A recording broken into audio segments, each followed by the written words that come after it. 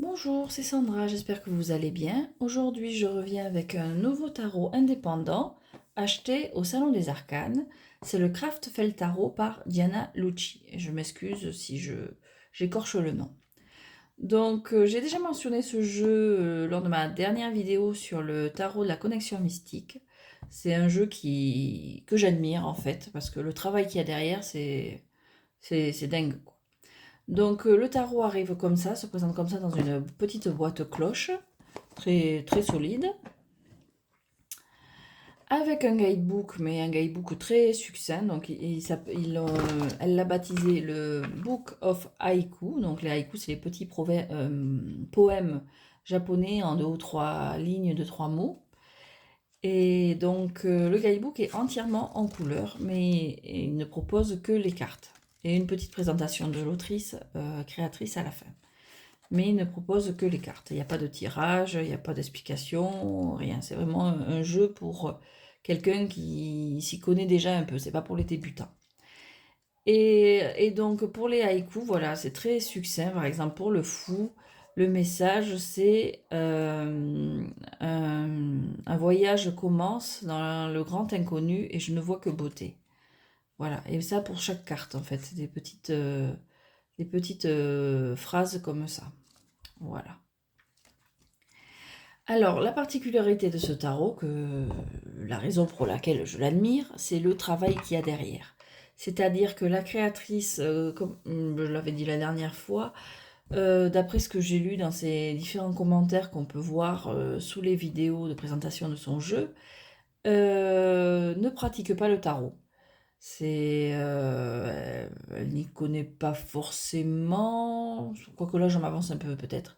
Mais bon, en tout cas, c'est sûr, j'ai vu qu'elle disait qu'elle ne le pratiquait pas.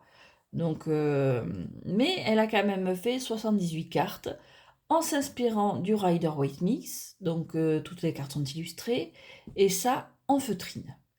Et moi, là, ça m'épate juste, quoi. L'idée qu'elle ait acheté des coupons de feutrine de toutes les couleurs, les a mesurés, les a taillés, peut-être en porte-piécés, et les a disposés pour créer les 78 cartes du tarot, ça force le respect, il n'y a pas, y a pas à dire. Enfin, moi, personnellement, j'ai beaucoup de respect pour la démarche. Donc, le jeu se présente comme ça. Alors, il n'est pas bien épais. Je serais tentée de dire niveau qualité, on est sur la qualité de l'Oscar Rebeo. À la rigueur, c'est ce qui pêche le plus avec le jeu. Il aurait mérité des cartes plus épaisses. Voilà, elles sont souples et tout, hein, mais voilà, on est peut-être habitué sur les jeux indépendants à avoir des cartes plus épaisses. Donc voilà. Le dos, c'est les mêmes motifs que la boîte, donc je ne sais pas si c'est ces chutes, enfin ces morceaux qu'elle a utilisés pour faire le dos ou quoi, mais voilà, c'est tout mignon. Et ce jeu, vraiment, c'est ce qu'on appelle un doudou deck, quoi. C'est un jeu qui donne le sourire, qui fait se sentir bien, les images sont lumineuses, vraiment, les couleurs éclatantes. À la rigueur, on aurait presque l'impression que c'est on a envie de les toucher parce que les photos sont tellement nettes, parce que bon, c'est des photos de ces créations, donc de ces 78 cartes faites à la feutrine. Elles sont tellement nettes qu'on aurait presque l'impression de pouvoir toucher la feutrine et d'avoir cet effet 3D doux. C'est vraiment... Non, non, vraiment, je suis en admiration devant ce jeu. Mais plus qu'un doudou deck, c'est un plaid deck, je serais tentée de dire. C'est comme une grosse couverture. Je pense que j'aurais envie de le sortir en hiver quand il fait froid avec un bon chocolat chaud ou un thé. Ce sont genre d'ambiance-là, en fait, ce jeu. Donc, on va passer à chaque carte. Donc, le fou. Donc, chaque carte, il n'y a aucune écriture, hein. Elle s'est déjà cassé la tête à faire toutes les cartes. J'imaginais bien qu'elle n'allait pas en plus faire des lettres et des mots. Et donc, on a vraiment, à part le cadre, on a vraiment la carte telle qu'elle l'a fait, sans plus, même les chiffres, elle les a fait à la feutrine, les numéros. Bon, je vais arrêter de m'extasier, mais bon, c'est impressionnant, hein, tout simplement. Les cadres sont en couleur, mais sont associés à la carte, n'a pas de signification particulière, il n'y a pas de code couleur, ni rien. Donc, on a le fou. Elle glisse un peu, beaucoup. J'ai un jeu qui glisse encore plus que ça, que je vais bientôt présenter, mais elle glisse pas mal les cartes. Voilà. Donc le fou. Moi, c'est jolie couleur. Donc ça brille un peu quand même, hein. Ces cartes sont brillantes. Voilà. Le magicien. Super mignonne. La grande prêtresse.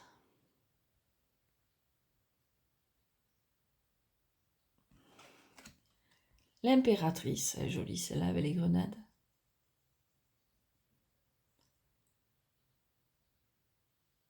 Vrai, elles me font penser aux cartes qu'on utilisait avec les enfants, en fait, qui ont toujours des cadres de couleurs pour leur attirer le regard et leur donner envie.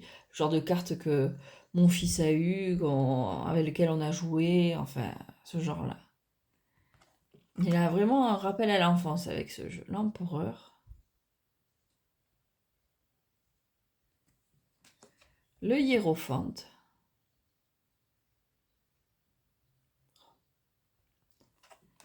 Les amoureux.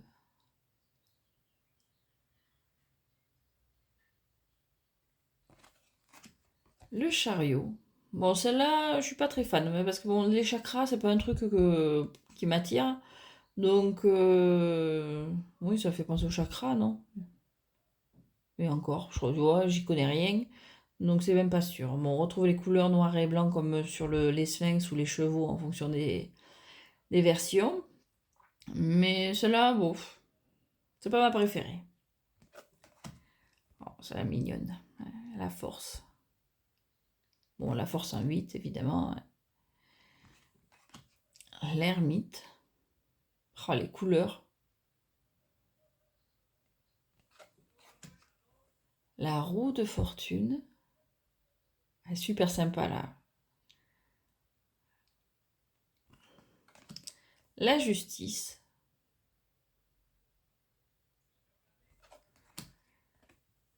Le pendu. Toute mignonne. Avec ses ballons. Oh, le travail qu'il y a derrière. Ouais, et assembler ces couleurs-là. Avec la mort. Belle cette carte. La tempérance.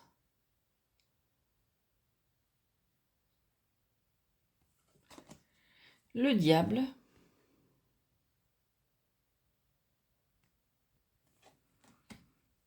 La tour. Ouais, ça glisse, hein.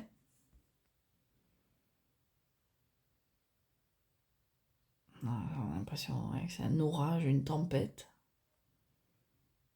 Il y a quand même de la recherche. Elle ne s'est pas contentée non plus de refaire le Rider-Waite euh, strictement. Elle a fait à sa manière. Il y a quand même de l'inspiration derrière, de l'interprétation personnelle.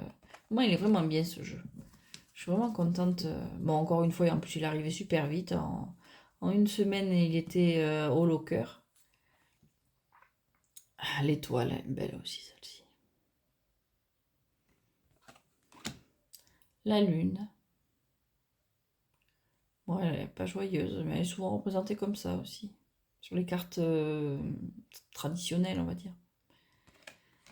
Le soleil est toute mignonne. Je l'adore. Le jugement.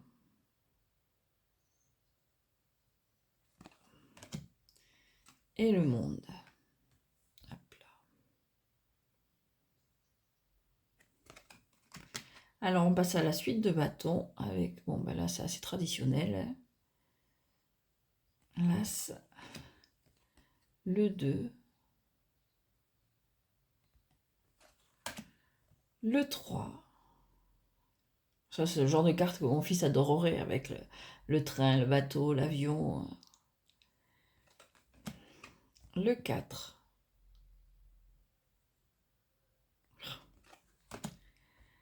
Le 5. Alors au début, je croyais que c'était des bâtons de glace quand je voyais les vidéos de présentation, mais non, tout est vraiment en feutrine en fait. Il y a un code de couleur aussi, c'est expliqué dans le livre, c'est une des rares explications qu'il y a dans le livre.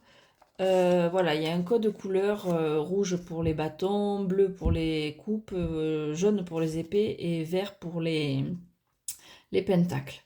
Et puis après, il y a comment? Quand il y a un A, c'est pour les As.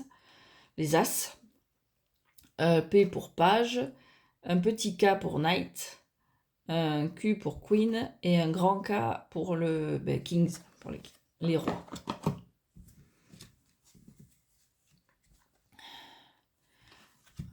Voilà. Donc là, on a le 6, le 7,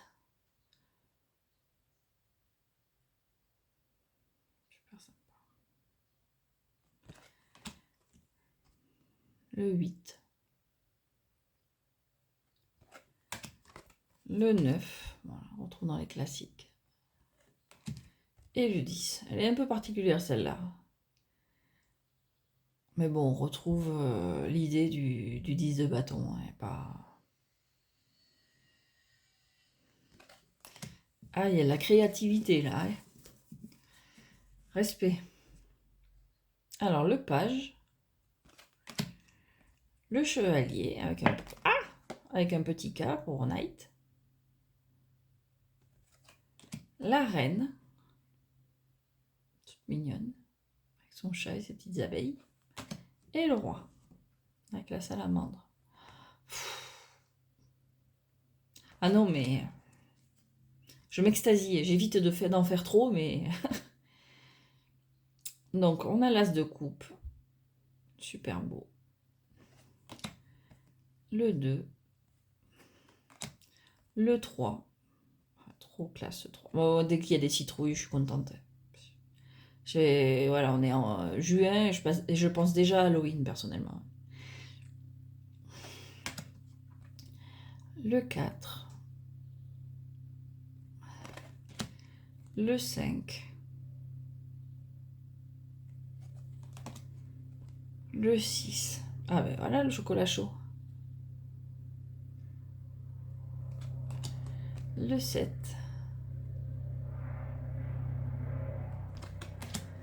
le 8,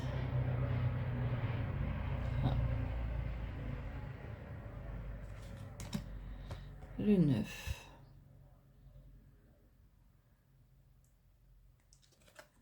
et le 10. Essaye de couper, super joli. Alors le page, ce joli poisson. Le cavalier plutôt. Ça dépend des jours. La reine.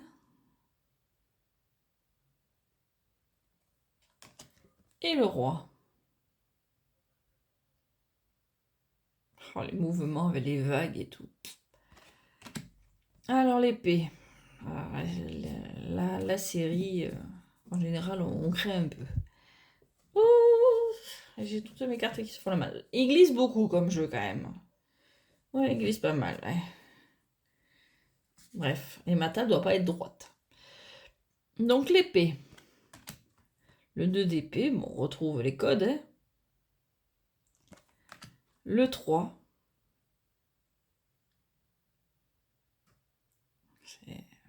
C'est le 3. Le 4. Avec le petit attrape-rêve là. Le 5. Le gars, il marche sur les autres, il écrase les autres pour atteindre ses objectifs. Sans aucun scrupule d'ailleurs, vu la tête qu'il tire. Bon là, le 6, on reste sur un classique. Le 7. Alors c'est quoi? C'est un gars qui profite que les gens soient en train de se baigner pour voler ce qu'il y a sur les serviettes, je sais pas, mais bon. On retrouve l'esprit du 7 d'épée. Le 8. Le 9. Et le 10.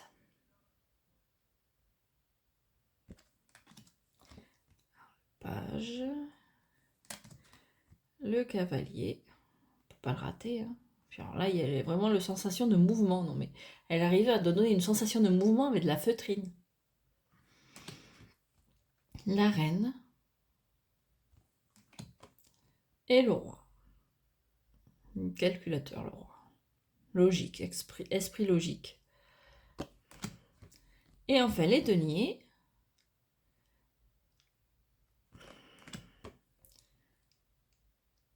Le 2 qui jongle avec plusieurs chapeaux aussi. Avec les deniers, mais avec ses chapeaux. Hop. Le 3. Le 4. Les mains sont un peu bizarres. Mais bon, on va pas...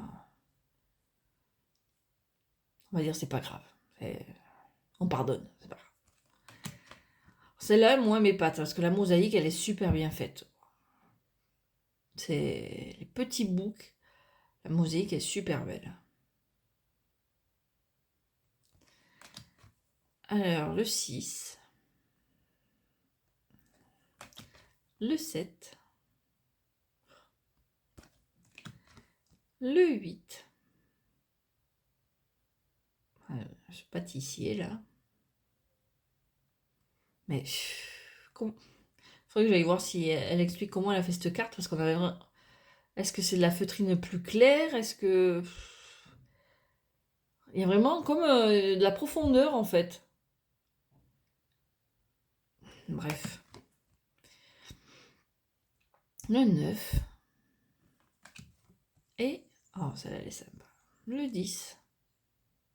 Non, je crois à Noël. Non, ouais. Si, bon, les jeux... J'aurais envie de dire que je les utilise un peu toute l'année, mais c'est vrai qu'il y a des jeux qui m'inspirent plus, qui m'attirent plus à certaines périodes de l'année. Et c'est vrai que celui-là... Allez, après Halloween, mi-novembre, fin novembre, je pense qu'il va pas mal sortir, quoi. Parce que je serai déjà dans l'esprit de Noël. Et parce que j'enlève les décorations d'Halloween pour mettre celles de Noël, hein. Donc à partir du mois de septembre, la maison est décorée jusqu'au mois de janvier. Et j'avoue que je serais plus dans cette ambiance-là. J'aurais envie, voilà, j'aurais sorti mes plaids, j'aurais sorti mes coussins, mes sachets de thé et mon colacao. Ainsi que, oui, je pense que c'est la période où, pardon, je vais avoir envie de sortir ce genre de jeu réconfortant, en fait. Alors, le page, pardon, le cavalier, sont beaux les chevaux aussi. Il n'y a pas beaucoup de détails sur les figures, quand même. Enfin, sur le page et le cavalier, parce que je trouve que les reines et les rois, si, quand même. Mais je trouve que les chevaux sont super beaux. La reine, on a l'impression de voir une reine de la terre, un peu à la Tefiti dans Vaiana. Et le roi. Voilà. Donc, si vous ne l'avez pas encore compris, j'adore ce jeu. Parmi les défauts, bah, la qualité des cartes. Elle aurait mérité peut-être un jeu plus épais. Parce que vraiment, oui, à la rigueur. C'est mitigé parce que elles sont fines. Mais bah, elles vont parfaitement, le côté brillant, le côté lumineux, vraiment, ça rend bien en fait. Mais on a plus l'habitude pour ce genre de jeu, c'est vrai, avoir des cartes un peu plus épaisses. Là, on est... alors attendez, parce que j'ai eu une carte en cadeau avec de la part du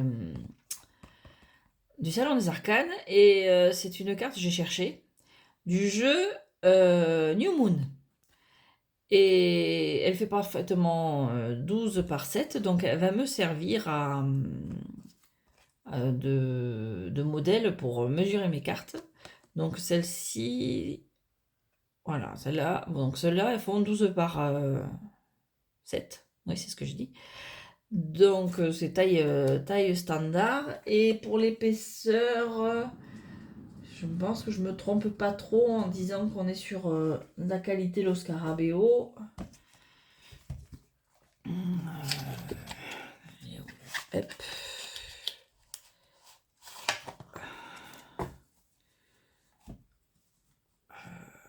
Il est à peine plus épais en fait.